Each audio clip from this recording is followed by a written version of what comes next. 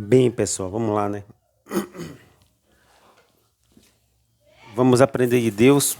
Deus é bom e sua misericórdia dura para sempre. Preste bem atenção. Nós vamos falar aqui, né, de dois filmes que retratam muito aquilo que a gente vai trocar de ideia agora, que é o filme História Sem Fim, né? E qual é o enredo de História Sem Fim? O enredo de História Sem Fim é simples. Mostra que o garoto, né, ele vai para a biblioteca e começa a ler um livro. Esse livro chama ele para dentro do próprio livro.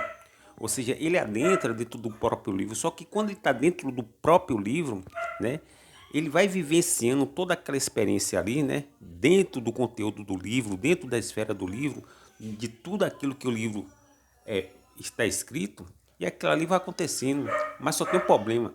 O que está escrito é irrevogável. O que está escrito, sabe, é, ser concluído, tem que ser concretizado, tem que se cumprir, tá entendendo? Então, o que está escrito tinha que se cumprir de alguma forma ou de outra. E esse garoto que estava dentro agora da história do livro, que era a História Sem Fim, ele vivenciou isso, momentos bons e momentos ruins. E ele não podia e não tinha força nenhuma, nem alguma, para poder modificar, né, o que estava escrito, sabe? Tanto é que ele perde o cavalo. Ou seja, o cavalo, que ele gostava muito, acaba morrendo na areia movediça, mas ele não queria que aquilo acontecesse com o cavalo, né? Porque o cavalo era um escudeiro muito leal a ele, e ele gostou muito do cavalo, mas infelizmente estava escrito que o cavalo tinha que morrer. E outro filme, né, que eu vou falar aqui agora, é um filme chamado de Clique, né? E o que é o filme Clique? O filme Clique já é outro filme, não é mais História Sem Fim, estamos falando do filme Clique, é onde um agente do mal chamado de Morte, né, chama um micro empresário, um executivo, e o que é que acontece? Acontece que é, acontece que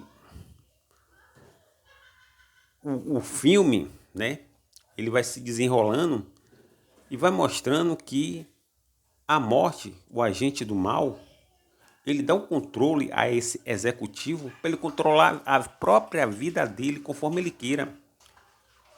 Tá entendendo? Ou seja, ia dar uma certa liberdade, um certo livre-arbítrio a ele. Livre-arbítrio esse que lá na frente, livre-arbítrio esse que lá na frente, ele vai ver que prejudicou ele. Porque esse agente que deu o controle na mão dele, praticamente foi o diabo. Foi praticamente o senhor do mal na vida dele. Porque assim, ó, ele, né, nesse filme chamado Clique, ele tinha o controle e ele começava a avançar, né, o filme da vida dele, né, e avançando, ia driblando algumas situações, sabe? Ele tinha o poder de ouvir o que as pessoas falavam, tinha o poder de trazer resposta do futuro para o presente e para o passado, tá entendendo? Ou seja, ele tinha um poder, sabe? Ele, no filme, conseguia, com excelência, ouvir a conversa aí, né? O diálogo entre japoneses, chineses, né? Como ele era empresário, né?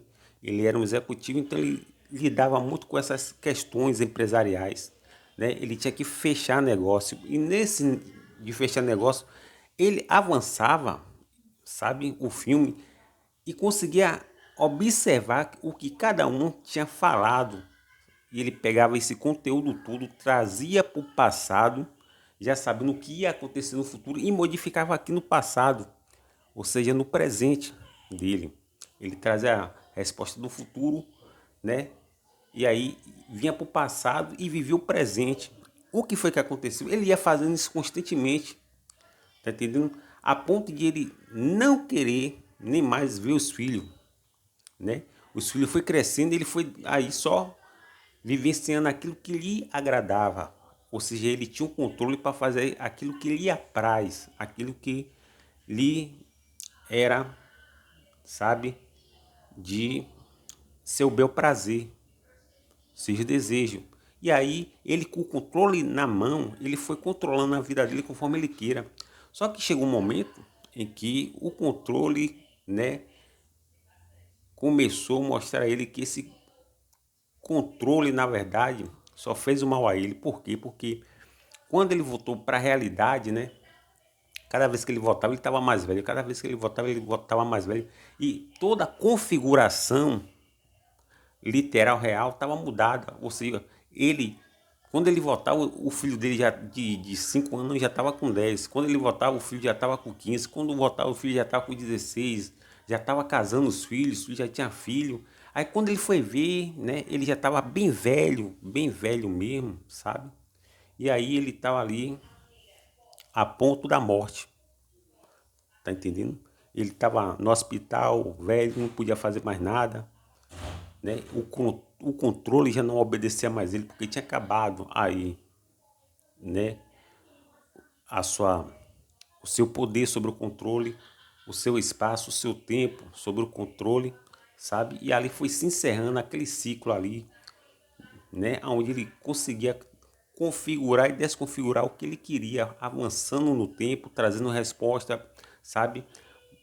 Modando, desconfigurando, modificando as coisas, sabe? Driblando situações, né? Porque ele não queria enfrentar o determinismo, o que estava decretado contra ele, então ele foi driblando. Mas no final ele viu que não valeu a pena, ele não viu o casamento dos filhos, ele não viu, né, o momento que a esposa dele, né, adoeceu e ele tinha perdido a mulher dele, tinha perdido os pais dele, ele não foi para o enterro dos pais e aí ele se arrependeu no final, né? O final foi triste. Mas o que é isso aí? É quando se dá o controle. A Bíblia diz assim, uma vez se falou, duas vezes se entendeu, que o poder, meu irmão, pertence a Deus. Então Deus ele tem todo o domínio, todo o controle. Se você não estiver entendendo o que está passando na nossa vida, fique tranquilo, sabe? Porque Jesus falou assim, ó, o que eu faço agora vocês não entendem, mas vocês vão entender depois.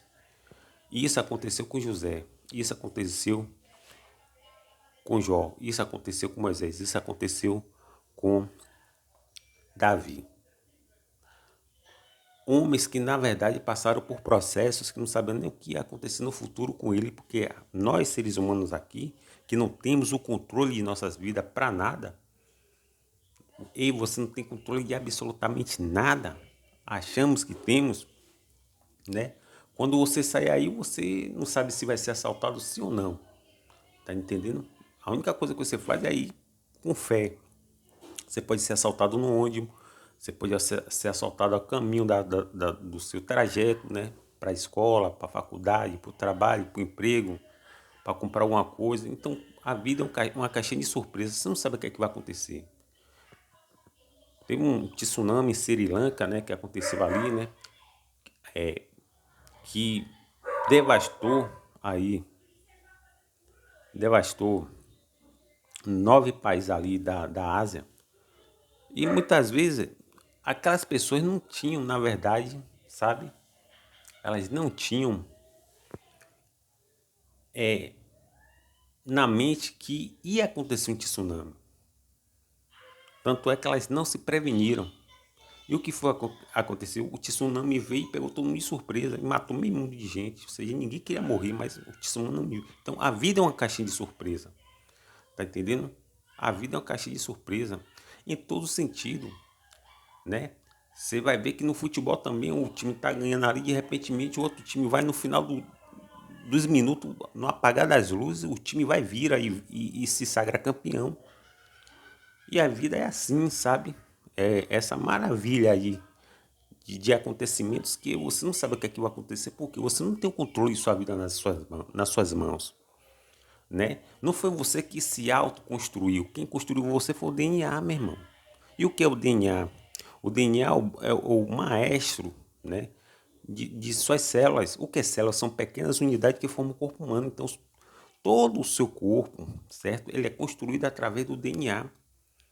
E não é você que manda no DNA, até porque você nem existe, é o DNA que vai te construindo. Tá entendendo? E dentro de você, você tem agentes que, na verdade, defende seu corpo, mantém a ordem biológica do seu corpo. Um desses agentes chama-se macrófago. O que é um macrófago? Macrófago é como se fosse um leão, meu irmão. Né? O leão, ele, com o instinto dele, ele vai lá, pega a presa dele e devora. Só que ele faz isso por instinto, né? Ele faz isso para se alimentar, o leão. Já o macrófago, que é um leão indomável dentro da gente, ele vai também, né, destruir, se alimentar, se nutrir de células cancerígenas através da fagocitose, né? Fagocitose, o que é a fagocitose? É esse processo que o macrófago vai membrando lá, né? Sua membrana lá vai plastificando ali e depois vai devorando ali esse agente estranho que é, né? Essa célula cancerígena que não quer, em hipótese nenhuma, né, se autodestruir. Elas, as células, quando elas não querem se destruir, ou seja, elas não querem entrar em apoptose. Quando as células elas entram em apoptose, elas estão na norma normal, elas estão no padrão certo. Mas quando elas não entram, elas produzem, então, cânceres malignos ali, que é o quê? O que é um câncer? É um caroço, um câncer é um aglomerado de células que insistem em não morrer, mas dentro do seu corpo, né, sem você saber e sem você querer, mas que age por você por questões de que Deus, com toda a sua soberania e sabedoria, colocou ali, né, esses leões indomáveis chamados de macrófagos, que através da fagocitose, ela vai devorando essas células que não querem entrar em apoptose, elas não querem morrer. Então, essas células elas entram em ação, né, e começam a devorar como leão essas células cancerígenas que não querem, em hipótese alguma, sabe, morrerem. Então, veja que algo está acontecendo dentro de você constantemente, você não tem poder absolutamente nenhum.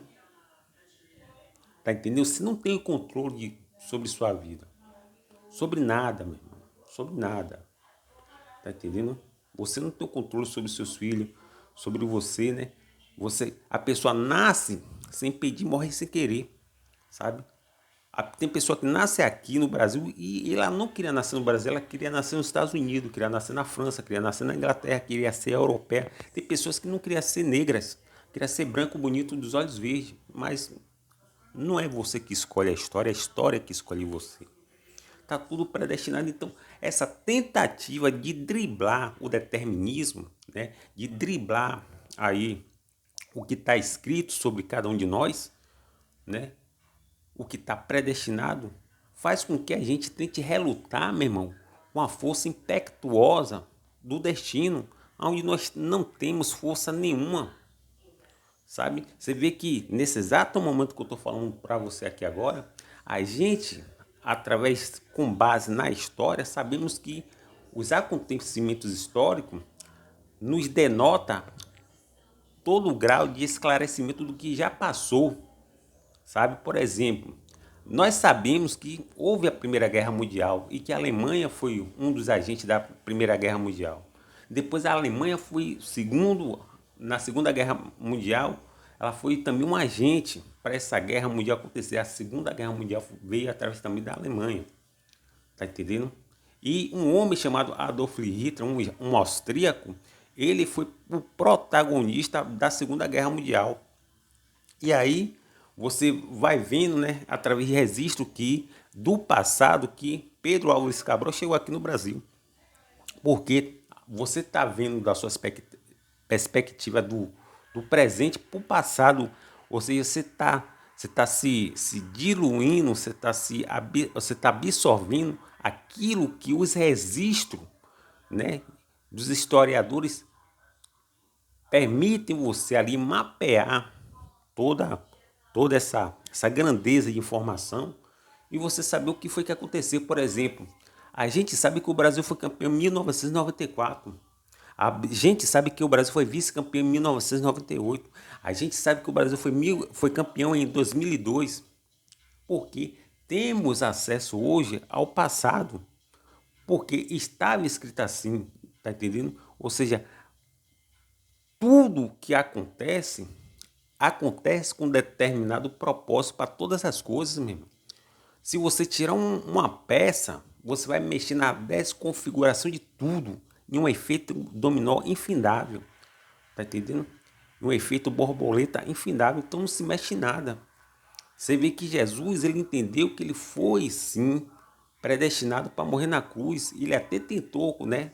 Orou ao Pai, pediu: Pai, se possível for, tira de mim esse cálice. O que foi que Deus disse? Não. Porque está escrito, meu irmão. O que está escrito é irrevogável, é imutável. Não tem muito o que fazer. Você vai ver que tem momentos na vida que a própria Bíblia fala isso para que se cumprisse, sabe? A Bíblia vai usar muito para que se cumprisse, tá entendendo?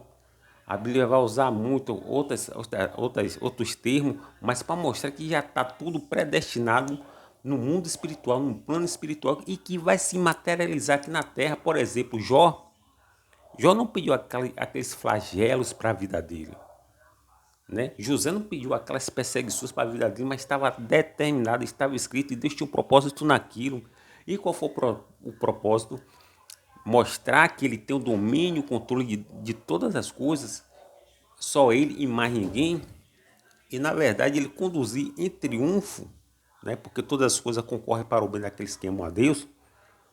E aí lá na frente, conforme Jesus falou, né? O que eu faço agora vocês não entendem, vocês vão entender depois.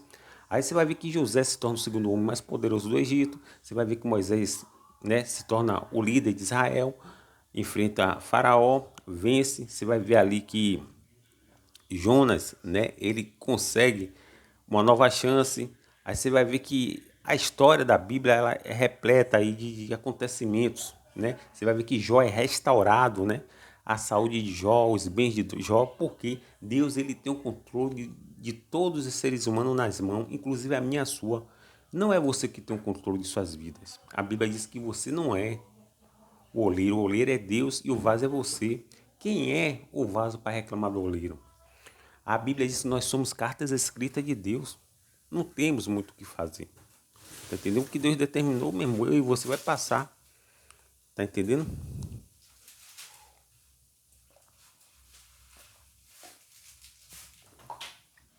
Então, esse filme, uma história assim, filme mostra que um garoto, ele caiu dentro de um enredo, de uma história, onde já estava tudo escrito e ele dentro da história não tinha condição nenhuma de mudar. Foi como Jesus dentro da história humana, ele não teve condição de mudar nada daquilo que ele queria que mudasse.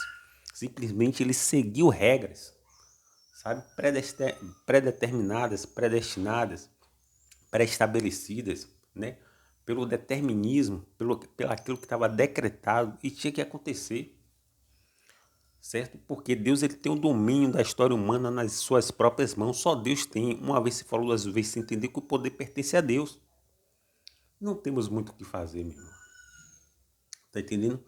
Por outro lado, o outro filme chamado de Clique mostrou que quando se dá poder a um ser humano, imagine se Deus desse aqui controle de suas vidas a cada ser humano. Cada um, minha irmã, ia virar uma bagunça, meu irmão.